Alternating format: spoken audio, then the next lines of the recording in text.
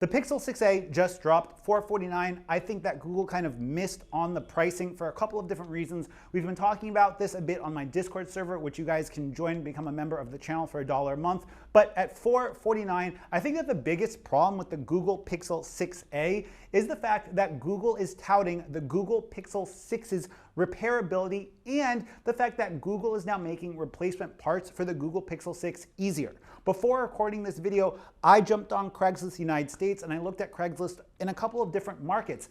And right now, you can get a Google Pixel 6 lightly used. The phone's gonna be used for 5 to 6 months, and it's gonna cost you around $500 for a used Pixel. And if you wanna replace the battery, Google has already gone out of their way to make the battery replacements more accessible.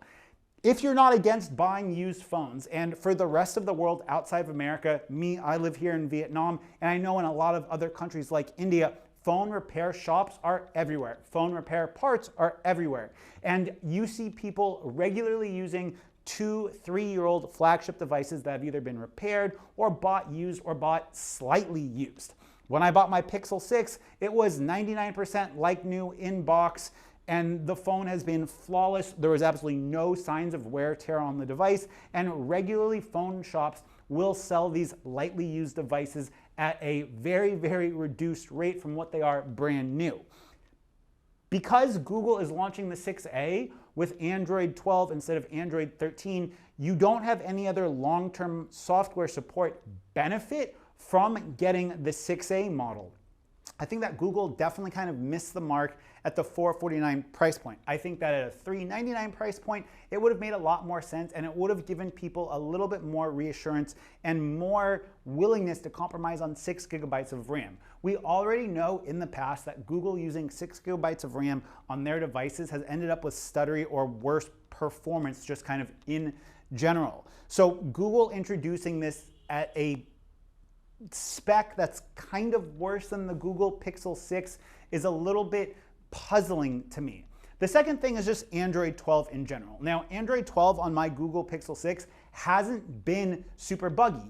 For the most part, my Android experience with the Google Pixel 6 has been relatively okay.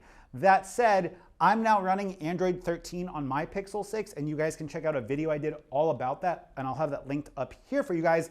But Android 13 has actually made my Pixel 6 run better, even though it's a beta. It goes without saying that the Android releases that we've had from Google for like the past year and a half, 2 years, have been really half-baked. Whether or not you want to blame it on the recent global pandemic and just kind of everything from that time frame being worse, I don't know, but it kind of goes without saying that Android 13 in my first-hand experience has been an upgrade over Android 12 in regards to smoothness and everything else. The second thing is that some early reviews, cough, MKBHD, he has talked about how he's been using the device for a week and it's been kind of buggy and kind of stuttery. And I'm not discounting what he said. The fact of the matter is, though, is that with the Pixel line of devices, they've gotten better with software updates. Now, the only reason that that kind of matters, or the only reason that I think you should care about the software updates for the Pixel devices in general, is that in my experience using mid-range Xiaomi devices, using sub-flagship Samsung devices in my S20 FE and in my S21 Plus, which are not the most top tier of devices, right? Those devices in general don't get better with age and software updates, and they certainly don't add more features or make the device performance much better. I've had the opposite experience with my Pixel. When I loaded Android 13 on, it was like my Pixel 6 got 20% faster. Now, normally I run my Pixel 6 at 60 Hertz, right? I don't see the point of running it at 90 Hertz. I understand there's a smoothness difference. Maybe I need to get the Pixel 6 Pro to see what that LTPO tech is like firsthand. And if you guys want that, let me know in the comment section down below. Maybe I can go ahead and sell this Pixel, upgrade to a Pixel 6 Pro, and we can talk about what that experience has been like in the future. In fact, I would love to do that. But I think that reviewers and people kind of judging this device on its pre-release firmware, judging this device on what the performance has been like up to this point, is not doing the device a favor. In fact, I wish that Google hadn't have sent them out. I wish that everyone had kind of just got them at the same time. I understand there's embargoes and Google wants influencers to be talking about the device ahead of launch. But with Google's whole strategy of like refining their devices over time, giving your devices ahead of release to reviewers or KOLs, key opinion leaders, doesn't do your device any service when you have some of the biggest people in the world talking about the issues or the bugs that they've had with this phone.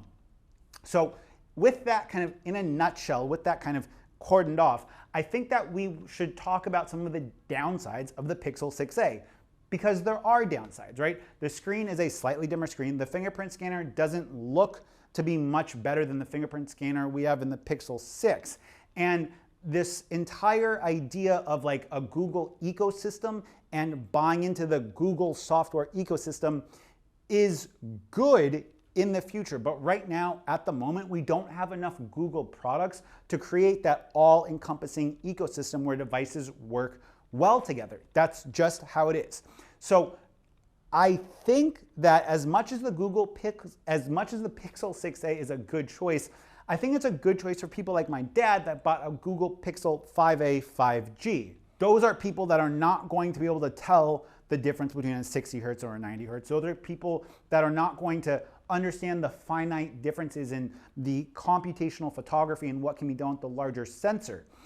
I think that for most average consumers that want to buy a phone outright at a relatively reasonable price, and I think that $450, while it is $50 too much, I think that we're going to see this on carrier subsidies and we're going to see this discounted. I know already there has been a ton of promos with the Pixel 6a all around the world. I know that in Singapore, they're offering Fitbits with it, which is normally like a $200 value. And I know that in other countries, they have other pre-order bundles. So that kind of helps the price a little bit.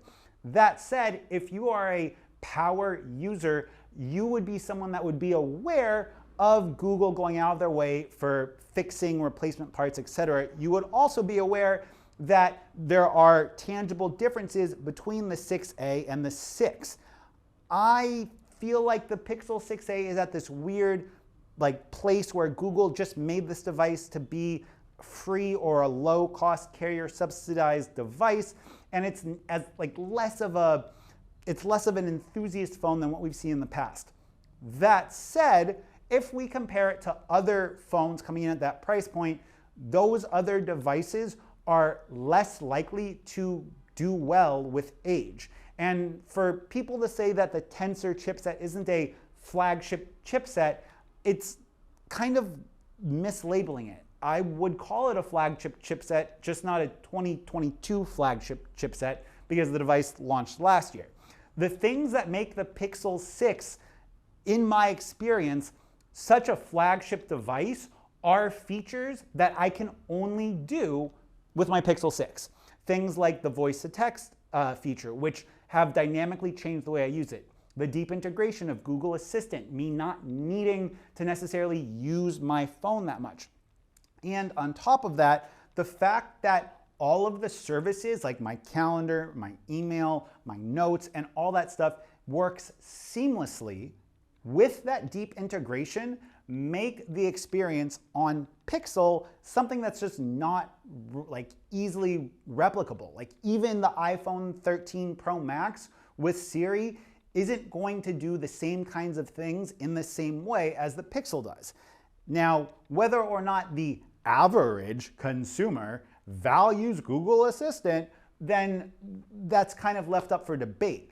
But saying that the Pixel 6a is a bad device or saying that people shouldn't buy the Pixel 6a is a bit of a hyperbole. I think that for the power users, a used Pixel 6 is obviously a better deal. But I think that for people that want an Android phone that's going to work well and going to work seamlessly and for the most part get better with updates, in my experience, the Pixel 6a is a great option.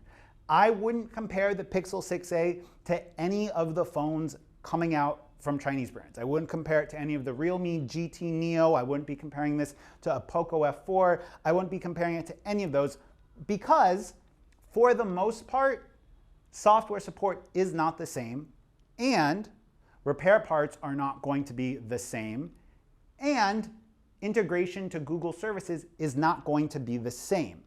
I understand that raw performance in gaming might be better on those devices, but if you're in the market for that, go get a phone powered by a Dimensity chipset with 120 Hz refresh rate like the GT Neo 3, and that's going to be a perfectly usable phone.